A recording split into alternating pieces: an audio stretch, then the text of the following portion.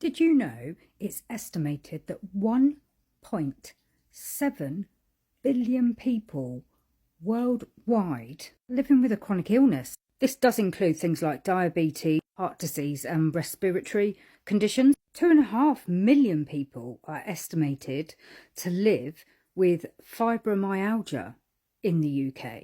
Yeah, I'm going to focus on fibromyalgia because there has been so many comments that I've had to deal with on my last video relating to fibromyalgia and PIP. I'm so sick of the stigma that comes along with having a chronic illness, particularly fibromyalgia. Research shows primarily it affects women, and it's between 80 to 90% that it affects women and between 10 to 20% of men. So why does the stigma still come with it? Why do I keep getting told it's a made-up illness because you're too lazy to go to work? Why do I keep getting told it's all in your head?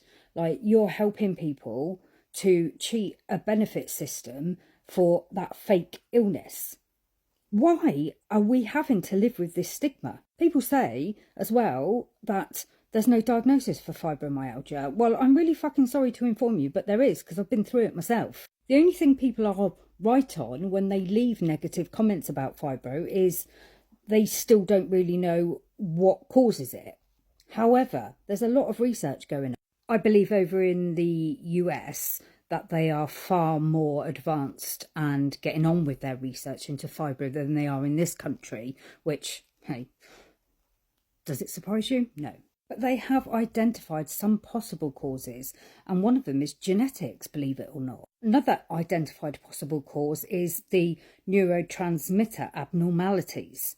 Now, what the bloody hell's that is? Well, it's where your serotonin and your dopamine levels are not right, and they do not tell your brain how to perceive pain properly.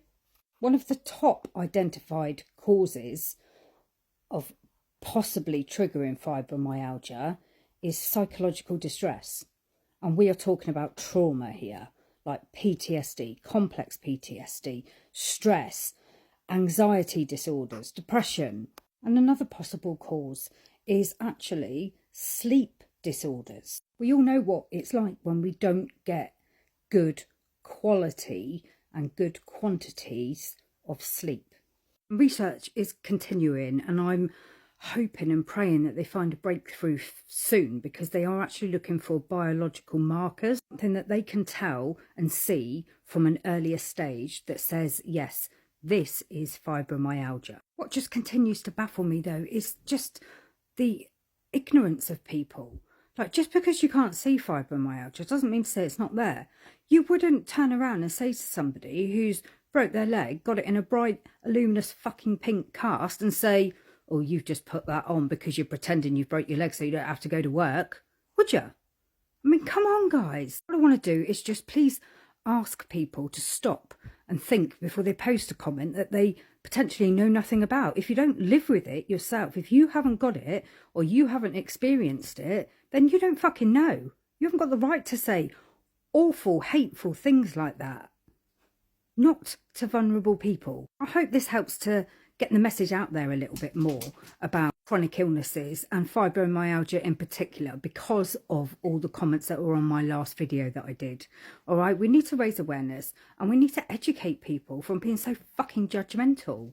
Like, I've got no problem with people having their opinions and having discussions on one of my videos in the comment section, but don't be fucking rude. Don't be ignorant. Don't be judgmental. Keep scrolling, please, next time, because you just all get blocked. That's basically what happens. That's after I've educated you, though. Anyway, until next time, guys, take care and stay safe.